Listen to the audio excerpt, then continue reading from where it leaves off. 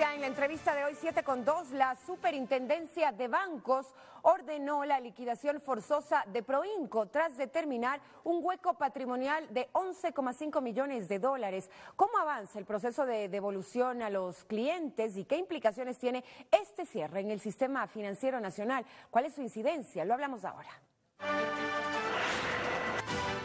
Cristian Cruz, superintendente de bancos.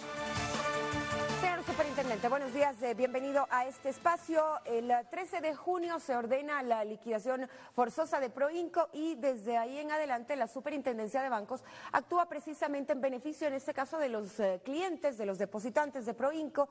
¿Cuánto dinero se ha devuelto hasta ahora? ¿Cuánto falta por hacerlo? Marcela, buenos días. Bienvenido. Buenos días a todas y todas las personas que nos ven. Así es, la Superintendencia de Bancos, después de haber visto inconsistencias en los estados financieros de Proinco, Sociedad Financiera, procedió a ordenar la revocatoria del permiso de funcionamiento y el inicio del proceso de liquidación forzosa. Dentro de eso, Proinco, Sociedad Financiera, contaba con 9 depositantes como tal. Estos 9 depositantes tienen la cobertura del seguro de depósitos que tienen todas las entidades financieras que funcionan con autorización y el proceso de control de la Superintendencia de Bancos. ¿Y a cuánto ascendía el monto del dinero que tenían estos depositantes? Estas 9 personas tenían $280,000. Ya estamos trabajando con la COSEDE y en los próximos días ya procederemos al pago del monto de estas acreencias. Llama la atención que una sociedad financiera tenga apenas 9 clientes, es decir, eso mucha gente no lo puede entender y esto evidentemente puede ser sinónimo de que precisamente las cosas no andaban del todo bien. Bueno, Proinco Sociedad Financiera estaba a lo largo del último año en un proceso de transformación de sociedad financiera a una entidad auxiliar, puntualmente como originadora de cartera. ¿Qué quiere decir? El cambio en el Código Orgánico Monetario y Financiero, la figura de las sociedades financieras. Ya no podían existir, estas tenían que transformarse, ya sea en banco o entrar en un proceso de liquidación.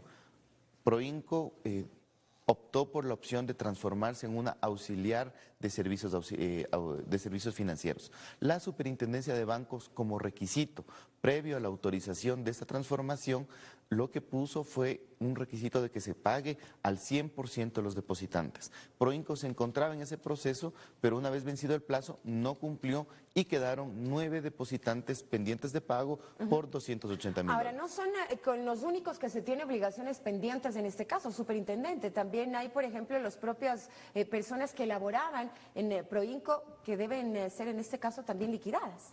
Bueno, el proceso de liquidación incluye también el pago de los haberes a los trabajadores como tal, las obligaciones pendientes, ya sea con el Instituto Ecuatoriano de Seguridad Social o otras obligaciones tributarias, y en función de los activos existentes también poder cubrir todos los diferentes acreedores. ¿Hasta cuándo se pagarán todas estas obligaciones pendientes? Bueno, el proceso de liquidación manda la ley de que dura un máximo de 2 años. ¿Qué pasa si es que durante estos 2 años no se consigue el dinero suficiente para hacer frente a las obligaciones con estas personas? En lo que se refiere a los 9 depositantes, ellos tienen garantizados, por un lado, a través de la COSEDE, el monto máximo de la cobertura y a través de los activos que tiene Proinco Sociedad Financiera, la diferencia en el caso únicamente de 2 personas. En lo que se refiere a los trabajadores, también los activos son suficientes para cubrir sus obligaciones y estamos trabajando en el proceso de avalúo y la realización de los activos para poder cubrir a los otros acreedores que en sí son proveedores de Proinco Sociedad Financiera. Ahora, también hay personas a las que Proinco precisamente debía, ¿no?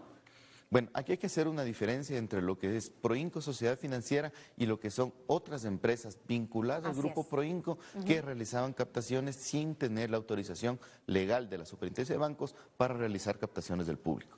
En el caso de Proinco Sociedad Financiera hay otras personas que estaban dentro de lo que eran proveedores. Entonces estos proveedores tendrán que esperar y seguir el orden de prelación que el liquidador, una vez que vaya realizando los activos, realizando los bienes, irá cubriendo en función de lo que estos activos alcancen para cubrir. ¿Qué pasa si es que no alcanzan? Precisamente, usted acaba de decirlo. Si los activos no son suficientes para pagar a todos los proveedores, ¿qué quiere decir? Bueno, nosotros ya hemos determinado en el informe previo para la liquidación que existía un hueco patrimonial de 11.5 millones. Eso quiere decir que en el proceso de liquidación es muy probable que los activos no alcancen para cubrir a todos los acreedores, en este caso en proveedores. ¿Cuáles los pasos que siguen? Se determina la responsabilidad de los administradores y accionistas, quienes tendrán que cubrir con esos proveedores una vez que se finiquite el proceso de liquidación. Se ha dicho que podrían hacerlo con los 3 proyectos inmobiliarios que se está haciendo en Quito. Esa podría ser una posibilidad, porque evidentemente se trata de personas que sin tener la culpa se podrían eventualmente llegar a quedar sin ese dinero que Proinco les debía. Bueno, Marcela, en lo que se refiere a Proinco, sociedad financiera, no están esos proyectos inmobiliarios dentro de sus activos. Esos son activos de las otras empresas vinculadas al grupo. Esos activos servirán, me imagino que para cancelar a los otros proveedores o a las personas que dejaron los recursos en las otras empresas. Es bueno también contarle a la gente precisamente por qué en este caso esta sociedad financiera llegó a estas inconsistencias, superintendente. Bueno, siempre es importante que la ciudadanía sepa y busque antes de poner sus recursos en una entidad o en alguna empresa o en alguna persona que le quiera recibir, primero que tenga autorización legal para hacerlo. Proinco, sociedad financiera, tenía la autorización legal para recibir recursos del público y es por eso que esos 9 depositantes tienen cobertura del seguro de depósitos y todos van a recuperar sus recursos. ¿Qué es lo que sucede con las demás personas que pusieron recursos en otras empresas? ¿Y a cuánto ascienden esas personas? Estamos hablando de alrededor de 1.300 personas que pusieron sus recursos en entidades, en empresas que no tenían autorización legal para recibirlo. Es decir, esos ciudadanos no tuvieron el cuidado de revisar si donde estaban poniendo su dinero era una entidad financiera que contaba con autorización para hacerlo. Porque cuando uno pone en cualquier entidad financiera del Ecuador que tiene autorización para recibir recursos del público, automáticamente tiene la cobertura del seguro de depósitos. Y si el día de mañana sucede un caso muy puntual, como es este caso, no es un caso del sistema financiero. El sistema financiero goza de muy buena salud, es completamente solvente. Este es un caso completamente aislado, pero que igual tiene la cobertura del seguro de depósitos. Ahora, un poco lo que pasó es lo que no es ya quizá noticia en Ecuador también y que se ha visto también en otras unidades del sistema financiero pequeñas, la famosa promesa del dinero fácil. Bueno, esa es otra de las alertas que la ciudadanía debe tener cuidado y es a veces no dejarse llevar por beneficios que son mayores a los que el mismo sistema da. En este caso esto era lo que se ofrecía aquí. Por ejemplo, en las empresas que no tenían autorización, las tasas de interés que se estaban ofreciendo eran de hasta el 18% en plazos inferiores a un año. Si uno va al sistema financiero en que las tasas oscilan entre el 6, el 9% en plazos superiores y en otra empresa le están pagando hasta el 18% en menos de un año, uno en lugar de sentirse alentado en poner los recursos, más bien debería tener un miedo interno en no colocar en donde le están ofreciendo condiciones que son muy superiores a los que los mercados ¿Falta de la le puede dar. superintendencia, le pregunto, en no haber detectado este tipo de irregularidades a tiempo? Bueno, la superintendencia de bancos trabaja de forma permanente en el proceso de supervisión y alerta. Nosotros le invitamos a la ciudadanía a través de este medio de comunicación que nos siga a través de nuestras redes sociales. En nuestra página web nosotros subimos las alertas que de manera permanente tenemos, ya sea en casos de captación como es esta circunstancia o otros casos que también sucede de préstamos que se otorgan en condiciones que no son condiciones de mercado. Nosotros una vez que hemos tenido conocimiento, que hemos seguido todo el proceso de supervisión en función de lo que nos manda la ley y la reglamentación interna, nosotros automáticamente procedimos a poner la denuncia en la Fiscalía General del Estado que terminó y derivó en la detención del representante de estas empresas. Pero se actuó un poco tarde en este caso, es decir, cuando ustedes se enteraron y eran más de 1.300 personas que habían puesto precisamente su dinero en este tipo de sistema. De ninguna manera. ¿No? Nosotros hubiéramos actuado tarde si no hubiera el responsable, no estaría detenido para que responda a los perjudicados. Tarde sería que no haya quien responder.